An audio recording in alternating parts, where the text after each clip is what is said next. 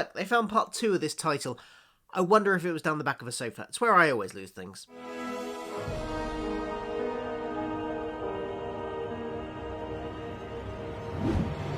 Hi, I'm Phil, the man who seems to permanently have a blocked nose and therefore stands all stuffy. This is my channel where I like to talk about all the pop culture that I like and enjoy, including Star Trek. I've been reviewing Star Trek weekly now since Lower Decks started, 24 weeks ago?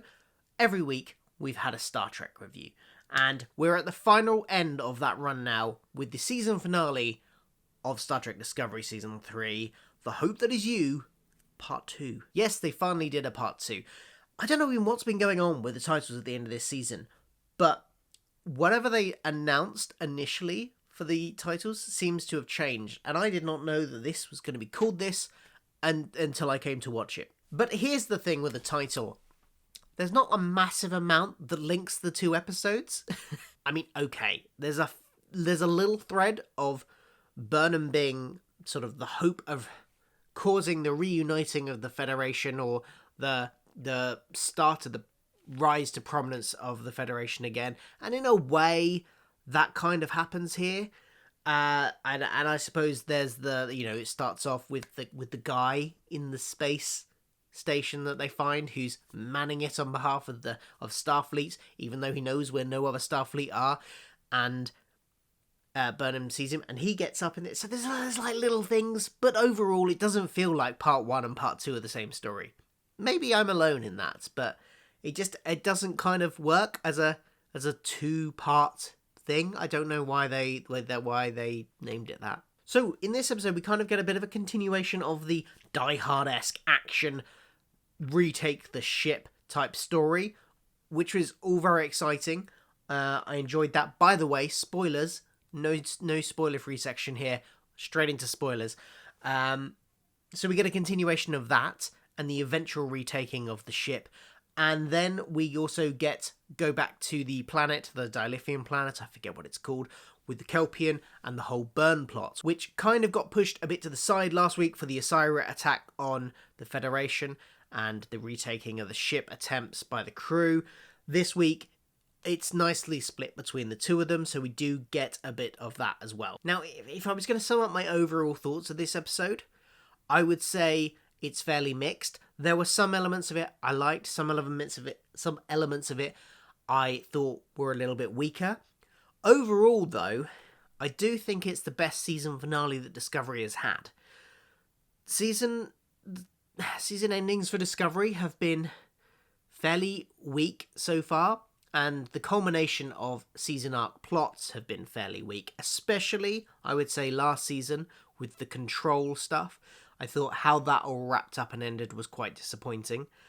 And although I really enjoyed the Mirror Universe stuff towards the end of the season 1 of Discovery, how it actually ended up ending once they'd escaped the Mirror Universe and that final episode of culminating the whole Klingon plot, I thought was quite weak too. So the whole Klingon story arc and the Control story arc ended much more disappointing than this one did. This is an improvement on those. But it's still not massively, it still doesn't massively grip me. It's not something that I will be raving about in years to come, going, oh yeah, that story arc was really engaging and really thrilling. It was just kind of okay, which is an improvement on the season finales of other seasons. And don't get me wrong, there's a lot to love about season 2 of Discovery. I'm by no means someone who disliked the whole season, but I did think the season arc and the plot arc of Control kind of went off a cliff edge sort of in the last third of the season last year or last season, whereas this one has been relatively consistent. Sometimes I feel we didn't get enough information on the burn. Sometimes they dallied around doing other stuff where maybe they should have been focusing on giving us more on this, and therefore the conclusion to it felt a little bit underwhelming, but there were some things I liked about it as well. So let's get into my likes and dislikes on this episode. One of the things I really liked was what they did with Gray and Adira in this episode, because when they were introduced, both of them, Their role on the show in terms of plot reason for being there was very much linked to finding Starfleet. Adira was a host for the Trill symbiont that had once also been inside an admiral of Starfleet, and therefore had some information that could help them find Starfleet. But that was all kind of fulfilled and wrapped up pretty quickly. And from then on in, it was very much they were there as a personal sort of emotional plot thread.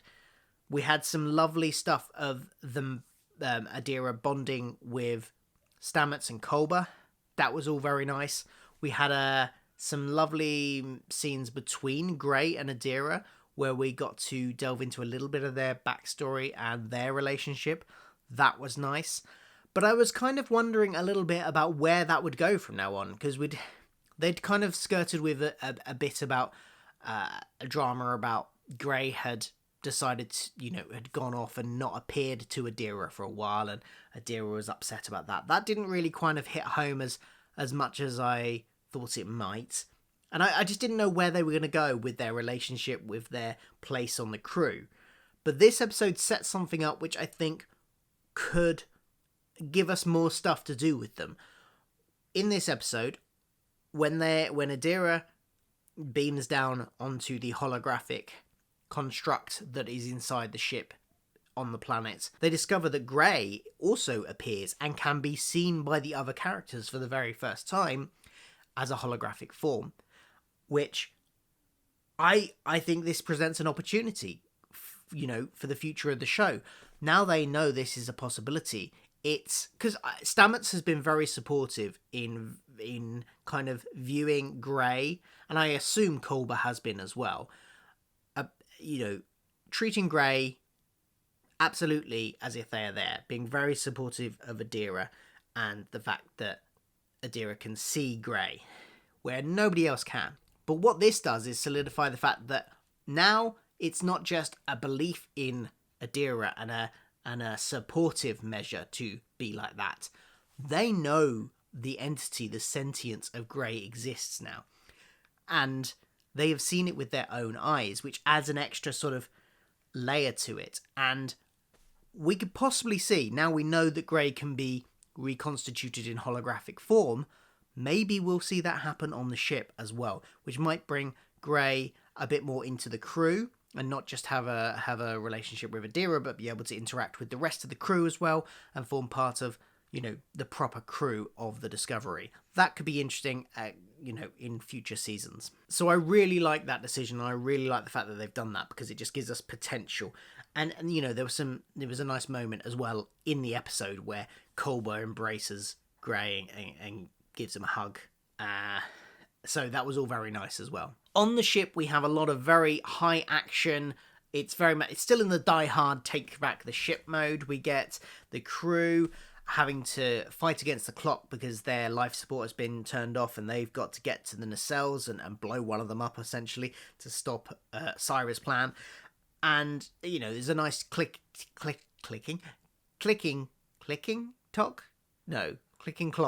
Ticking clock, that's the word I'm looking for. Ticking clock element to it, which, ups the sort of stakes a little bit. You got Michael going all sort of, again, Die Hard. She rescues Booker, and they are around the ship doing their thing, and it's all very well choreographed. All the fight scenes, there's a bit of hand-to-hand combat, and I like the action. It was well choreographed, it was pacey, it was absolutely right for those bits of the episode. The burn stuff itself, with the the grown child on the planet, the Kelpian child, I've forgotten his name again already, despite it being 2 episodes ago the title of the episode. It begins with K, whatever it is. He and that plot were okay. As I said, it's not a bad ending to the season arc, I don't think. Not like season 2's was. It wasn't overly convoluted and didn't sort of make no sense. It made sense within what they've established. It's fine. It just is a bit, I don't know, it felt a little bit bland. and that might just be me. I am, however, glad it wasn't anything to do with Burnham and wasn't anything to do with Discovery. So to be honest, I mean, I don't know what I would have wanted it to be. Maybe something to do with it being the Federation's fault, but not deliberately. Something where they just got a bit too ambitious and did something that caused it might have been interesting for the ramifications going forward. But they clearly wanted to wrap up this troubled Starfleet thing and put them on the trajectory of being in a recovery position and people starting to trust them again and rejoining by the end of this episode. So I thought that might play out a bit longer term, maybe into next season and beyond. But they're clearly wanting to get that going. So I guess I get why they didn't go down that route. And it, like I say, it's nowhere near the sort of levels of bad of the first season or the second season's finales. However, it just felt, I don't know what other word to use it. It was a little bit bland. I did, however, really like the scene where we got to see the holographic message from the mother. And this might be, I'm as a parent, I've noticed that I am always more affected by scenes that are about, parents caring for their children, parents dying, children dying, that kind of stuff always affects me more than it used to before I had children, and seems to affect me more than people I talk to about the same scenes that don't have children. So it probably resonated with me for that reason, but that I was quite touched by that message from his mother to him that we got to see after all the sort of main holographic representation had been taken down, and he'd seen what had happened in the holographic reconstruction of his mother dying. And then we got that. It was just a really lovely, touching message, and that was probably my favourite part of his storyline. And probably the most engaging part for me was that bit. So they're the kind of things I liked, or at least were okay with. The burn, I'm okay with, and the culmination of that arc, I'm okay with, but it's not massively exciting, but it's acceptable, and I think shows a upward trajectory for the season finales. The stuff I didn't like, however. First of all, last week we got some actual development for Osira, who was, showed a little bit more to her character than just sort of the mustache twirling villain, but I kind of felt like they regressed back in this episode, and all of her actions in this episode were just like, hey, I'm selfish, I'm the bad guy, I will kill and threaten to kill anybody. Even her relationship with the scientist, which had been kind of hinted at to be more like showing her caring side last episode, was revealed here to just be, she was doing it for her own gain. Mustache twirling villain again. I just think that's a little bit disappointing. I thought they hinted at more than that last episode. And I also kind of hoped that she would stick around, not obviously be defeated in this episode, but maybe she'd be around in the background to cause more trouble next season as well. So Osira was a little bit of a disappointment in this episode. The dots and the Zora AI, the sort of sphere data AI that had inhabited the dot drones, that was a little bit, didn't really go anywhere. At the end of the last episode, the dots joined up with the crew and was like, let's retake the ship. And this episode, they kind of were just there, not really doing much. The one thing they did do significantly was save the one character's life who went into the nacelles, and I've forgotten that character's name. She got some good stuff this episode. I thought giving her something to do. She's never really had much in the way of a plot. Was she the character? I think she was the character that went down to the planet in the second episode of Star Trek Discovery, or the first episode of Star Trek Discovery's second season. But other than that, she's not really had a main plot. So giving her something to do was good. I liked that. But the dots in that situation that rescued her, that was about all that they did in the episode. And the Zora AI, I would have liked to have seen a bit more from that as well. Then we get to what I think is the biggest weakness of this episode, is that it just abandons various character arcs or threads from characters that we, just feel like they should have been at least addressed in this episode.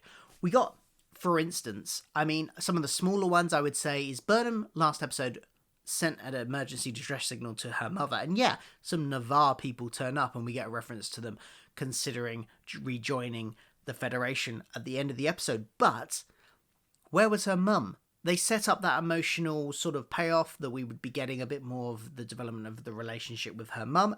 Didn't arrive. Literally, she didn't arrive. So that was a bit disappointing. The scientist was the big one. So the scientist that worked for the Emerald Chain went from last episode, we got him starting to sow the seeds of doubt in Osira. And here we get one scene where that arc is continued, and then Osira sort of bluntly tells him, "You're only alive because I need you. If you don't do what I say and become a hindrance to me, I will kill you," and puts him unconscious. And then the next time we see him, he's on the bridge of the ship helping the Discovery crew. It felt like there was a missing bit of the story there, and I don't know if it got cut for time, but there needed to be a scene or a chunk of the story after he regained consciousness where he actively goes against Osira, and that would have been the fulfillment of his arc. Yeah, he helps the Discovery crew after they've retaken the ship, but that's not the same. It needed that for his arc to be fulfilled. It needed that bit where he makes the active choice before Osira has been defeated to help them defeat her, and we didn't get that. Which was disappointing. Another one of the story arcs this season has seemingly abandoned is Detmer's PTSD. It was kind of hinted at early on. We got an episode kind of dealing with it, but then saying, "Oh, it's not going to be completely over." But then it didn't really come up again. You know, she did that flying of the ship. I felt like it needed again some more time, and to just at least not necessarily resolve, but to tell us it was still there. And I think for the whole the second half of the season, it was just ignored. They may bring it back, but I kind of feel like that moment has passed now, and it just didn't really go anywhere. Then, of course, we got the stuff that sets up for the next season. We've got Trill are rejoining the Federation. That was obviously foreshadowed way back when they visited the Trill homeworld. The Navarre people are considering it. Stamets. I said last episode that the way he reacted to Burnham I really liked, and the fact that he felt betrayed by her not letting him go back and save his family. And when they're reunited here, that family, him, Colbert and Adira, and they're having a nice hug, Michael comes in, smiles at them, but there is a look on Stamets' face that is like, "I don't forgive you." And if that doesn't have repercussions next season, I'm going to be very annoyed, because after that dramatic outburst that he had and that anger that anger is not justified if it just goes away suddenly. It needs to have repercussions going into the next season, which will be even more interesting because, of course, Burnham is now the captain. I didn't want that to happen. At least not yet. At least my idea what I assumed was going to happen was that Burnham's trajectory to captain would happen one day, but she had a lot of personal growth to go through to get there. And it was probably going to be the end game for the series, as in literally the last shot, you see her take the captain seat. That's the end of the show. No more Star Trek Discovery. So I thought that was going to be in like 2 or 3 seasons' time, after many bumps along the road. But no, she's captain already, and I don't know. I will see how it goes, but I don't know. I'm, of course, massively disappointed to be losing Saroo. Thankfully, he didn't die. I'm really glad about that. He's just decided to go off and support this person readjusting to life on Kamina, the person they found on the planet that caused the burn. And that kind of feels like right for his character. That absolutely feels justified.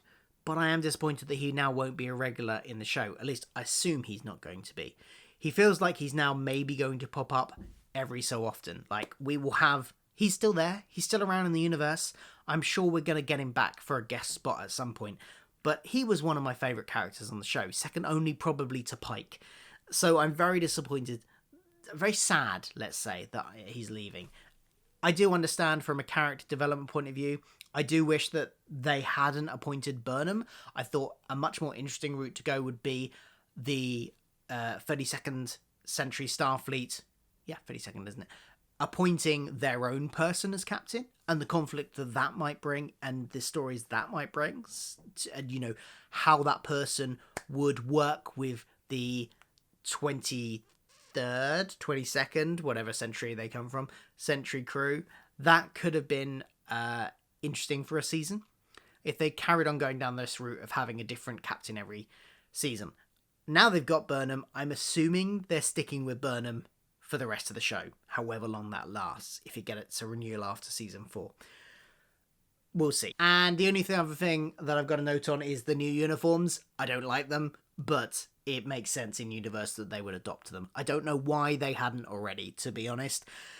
I don't like them. I kind of hope Starfleet goes through uniform changes quite a lot. It would be lovely if they would just do a new uniform change soon and we got a new uniform. I really don't like these uniforms. I don't know what it is about. I think it's the grey. I just don't like grey uniforms. I didn't like the motion picture uniforms. They were too grey. And yeah, these have a splash of colour down it. I just don't like them. But within the story, it makes sense. So I guess I'll get to live. Maybe they'll grow on me. Who knows? That's all my thoughts on this episode. What did you think? Did you like it? Did you think it was a satisfying season finale? Even if like me, you weren't massively keen on it, do you think it was an improvement on season 1 and 2? Let me know in the comments below. I will be back with more Star Trek content soon.